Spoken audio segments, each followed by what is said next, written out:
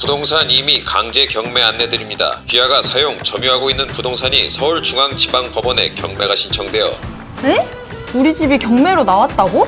아니 제가 이 집에 살고 있는데 어떻게 경매에 넘어갈 수 있는 거예요? 그러면 집주인은 제 전세금으로 도대체 뭘 한 거죠? 문제는 제가 선순위 채권자가 아니더라고요.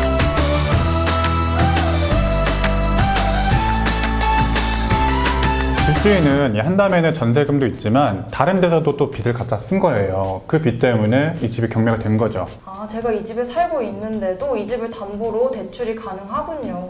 이 경매, 이 빚전치라고 하죠. 이 경매라는 것은 법원이 빚을 갚지 않는 채무자의 부동산을 뺏어다가 경매를 시키고 그 낙찰 대금으로 이 채권자들에게 돈을 돌려주는 과정이에요. 그 과정에서 한담행 같은 임차인이 손해를 볼 수도 있는 거죠. 그러면 갚는 순서는 등기부등본 을구에 따라서 갚는 거 맞죠? 그렇죠. 등기부 을구도 공부하고 아주 잘했어요. 그래서 선순위 임차인인 거죠? 문제는 제가 선순위 채권자가 아니더라고요. 아니 분명히 이사하기 전에는 제가 근저당이 없는 것도 확인을 했고 등기부등본도 다 떼가지고 봤거든요. 경매 소식을 듣고 다시 등기부등본을 떼봤더니 저보다 선순위 채권자가 있는 거예요. 제가 확정일자를 받은 날짜랑 근저당이 잡힌 날짜랑 같은데 제가 후순위 채권자예요.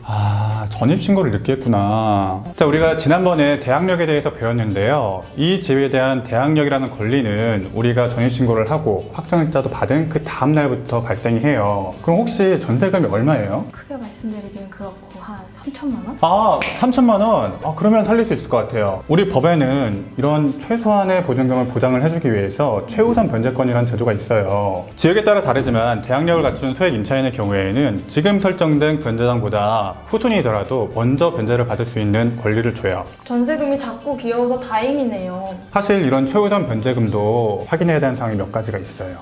방금 변제받을 수 있다고 하셔서 불안하게 왜 그러세요? 아니 한담에는 경우에는 워낙 소액 중에 소액이니까 충분히 보장을 받을 수가 있어요. 그런데 이런 최우선 변제금만 믿고 함부로 들어가는 사람들이 있을까봐 높아심에서 얘기하는 거예요. 왜요? 다음에 이사 갈 때는 우선 변제금에 해당하는 금액으로만 찾아보려고 했었는데? 간혹 착각해서 이 최우선 변제권을 받지 못하는 경우를 예로 들어보면 최우선 변제권의 기준 시점은 담보물건의 설정 일자를 기준 시점으로 한다는 거예요. 엥? 무슨 말인지 모르겠어요. 예를 들어서 한담엔이 또 새 집을 구한다고 해봐요. 그럴 때 또 소액으로 알아볼 거잖아요. 아무래도 좀 집을 보는 눈을 낮춰야 되겠고 그러면은 근저당권이 먼저 걸려있는 집에 또 들어갈 수도 있잖아요. 아니 미래를 내다보시는 건가요? 그렇게 해서 예를 들어서 2012년에 근저당이 설정되어 있던 집에 한담엔이 8천만 원의 보증금을 주고 들어간다고 생각해봐요. 그런데 또 이 집이 또 경매가 됐어. 이 경우에는 한담엔이 보증금을 돌려받을 수가 없거든요. 아니 왜요? 처음 담보가 잡혀있는 기준 시점이 2012년이기 때문에 조건에 맞는 임차 보증금은 7,500만 원 이하예요. 그러니까 8천만 원 이상이면은 돈을 돌려받을 수가 없겠죠.